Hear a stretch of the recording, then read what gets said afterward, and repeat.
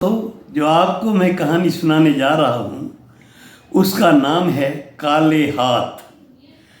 सेठ केदारनाथ जी ने अपनी बेटी की शादी में बारात के स्वागत के लिए बड़े ज़ोर शोर से तैयारी की थी। कुछ ही देर में बारात पहुँचने वाली थी। डॉक्टर सुषमा सेठ जी की इकलौती बेटी थी। कुछ समय पहले ही सुषमा की माँ भगवान को प्यारी हो गई थी। सेठ केदारनाथ जी ने अपनी बेटी को माता और पिता दोनों का प्यार देने में कोई कमी नहीं छोड़ी थी। जब सेठ ज्वाला प्रसाद की बेटी के साथ सुषमा की सगाई का जिक्र चला तो उसे शर्माते हुए अपने पापा से कहा, आप जहाँ भी मेरी शादी करना चाहते हो मैं सहर्ष करूँगी। वैसे तो मैंने डॉक्टर के साथ शादी के सपने सजोए थे।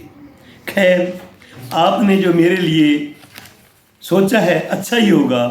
फिर भी मैं चाहती हूँ कि मेरा मंगेतर शादी से पहले मुझे देख लेता तो अच्छा होता।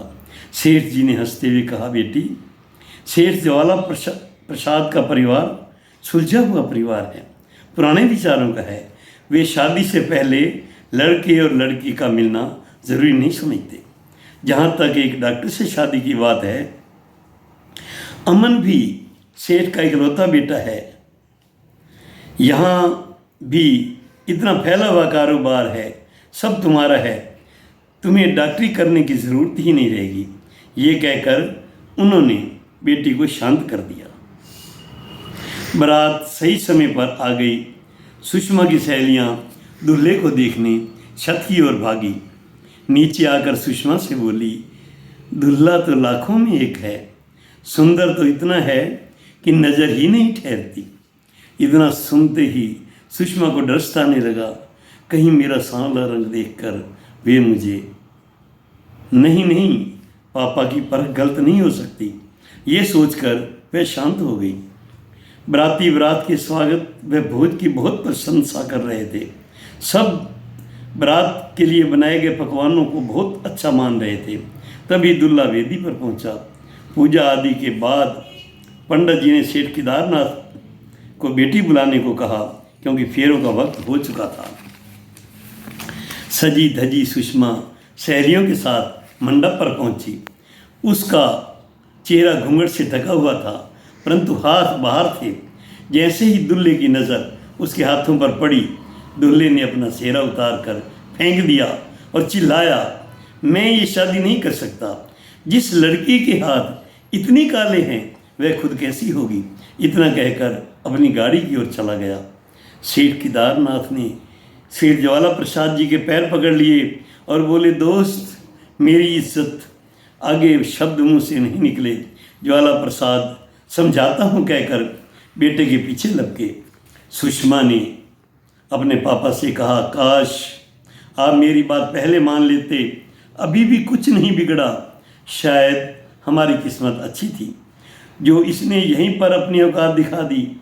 अगर शादी के बाद मुझे छोड़ देता तो क्या होता। आप धैर्य रखें और सोचें कि आप इतने भाग्यशाली हैं कि आपकी इज्जत घर में ही रहेगी। अब अगर आपके मित्र बेटे को समझाकर ले भी आएँ और आपके पाँव भी पकड़ें तो भी अपनी बेटी को ऐसे होछे लोगों के घर में मत भेजना। सुषमा ने पापा को संभाला और कहा, चलो पापा, आपको अपने सहकर्मियों से मिलवाती हूँ। तभी सुषमा ने डॉक्टर रमन की ओर अपनी ओर आते देखा। उससे 2 साल सीनियर थे। उन्होंने आते ही केदारनाथ के पाँव छुए और हाथ जोड़ते हुए बोला, सेठ जी, मैं आपसे कुछ मांगना चाहता हूँ। सेठ जी उस सुंदर नौजवान की ओर देखते रह गए। उनके मुख से शब्द नहीं निकला। सुषमा ने चुप्पी तोड़ी और कहा, पापा जी, डॉक्टर रमन हैं, शहर के सबसे बड़े हॉस्पिटल में सीनियर डॉक्टर हैं, जहाँ मैंने 6 महीने ट्रेनिंग ली थी।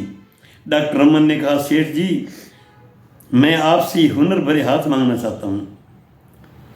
सेठ जी ने सुषमा की ओर देखा। सुषमा की मौन स्वीकृति पाकर राहत की सांस ली। उसी दिन उसी मंडप में रमन और सुषमा की शादी हो गई। रमन के माता पिता नहीं थे। सेठ जी केदारनाथ ने सुषमा और रमन की इच्छा अनुसार अस्पताल की एक भव्य बिल्डिंग बना दी। रमन ने अस्पताल का नाम सेठ केदारनाथ के नाम पर रखा। वहाँ हर तरह की बीमारी का अच्छे डॉक्टरों द्वारा इलाज किया जाता था। सेठ केदारनाथ अपनी कमाई का एक बड़ा हिस्सा गरीब और ज़रूरतमंद लोगों के इलाज के लिए अस्पताल को देते थे। एक दिन डॉक्टर रमन शहर से बाहर थे। डॉक्टर सुषमा अपनी केबिन में बैठी थी। एक डिलीवरी केस आया। सुषमा ने देखा और कहा कि डॉक्टर साहब आज हैं नहीं, इनका ऑपरेशन अति आवश्यक है। अगर इन हाथों पर विश्वास हो तो मैं अवश्य कर दूंगी, क्योंकि मैं डॉक्टर रमन की हेल्पर के रूप में बहुत सारे ऑपरेशन कर चुकी हूँ, लेकिन अकेले आज पहली बार करूँगी। सिवाय हाँ के और कोई विकल्प ही नहीं था, क्योंकि आसपास कोई अच्छा अस्पताल ही नहीं था। डॉक्टर सुषमा ने एक फार्म भरने और साइन करने को दिया। डॉक्टर सुषमा ने उसे पहचान लिया था कि वही व्यक्ति है जो उसे ठुकरा कर चला गया था। सुषमा ने नर्स से ऑपरेशन की तैयारी करने को कहा। जब उसने फार्म पे नाम और पता देखा तो उसकी रही से ही शंका भी दूर हो गई। काफ़ी देर तक ऑपरेशन चला। फार्म भरते वक्त अमन के हाथ कांप रहे थे, कहीं वह मुक्ता को मौत के मुंह में तो नहीं धकेल रहा, परंतु और कोई विकल्प भी नहीं था। अमन बाहर बैठा लाल बत्ती को जलते हुए देखता रहा। अचानक बत्ती लाल बंद हो गई और हरी बत्ती जल उठी। अमन सोच रहा था कि अभी डॉक्टर बाहर आकर बोलेगी कि सॉरी, बड़ी कोशिश के बाद भी हम दोनों को बचा नहीं पाए। वह अभी सोच ही रहा था कि उसके कानों में डॉक्टर सुषमा की आवाज़ आई, जो कह रही थी, मुबारक हो, आपका बेटा और पत्नी दोनों सुरक्षित हैं। ऑपरेशन सफल रहा। खुशी के मारे अमन की आंखों में आंसू भर आए। उसने डॉक्टर सुषमा से कहा, जी चाहता है आपके हुनर भरे हाथों की सारी उम्र पूजा करूं। डॉक्टर सुषमा की आंखों में आंसू भर आए, ये सोचकर कि जिन हाथों की वजह से भरे मंडप में मुझे ठुकरा कर चला गया था, आज स्वार्थवश उन्हीं हाथों की पूजा करना चाहता है। अगले दिन डॉक्टर रमन ने जब मरीज को देखा और मरीज ने डॉक्टर रमन को देखा, दोनों ने ऐसे एक दूसरे को देखा मानो बिजली का करंट लग गया हो। ये देखकर सुषमा आश्चर्यचकित हुए बिना ना रह सकी और उसने हैरानी से डॉक्टर रमन की ओर देखा। डॉक्टर रमन से बस इतना ही मुंह से निकला कि वही है जो मुझे। सुषमा सब समझ गई और सोचने लगी कि पता नहीं परमात्मा इंसान को कहाँ से कहाँ मिला देते हैं। डॉक्टर रमन तब तक समझ चुके थे। मुक्ता को देखने के बाद बोले, कांग्रेचुलेशन, ऑपरेशन बहुत अच्छा हुआ है। डॉक्टर साहब वहाँ से चले गए तो सुषमा ने मुक्ता की ओर देखा, बोली कुछ नहीं।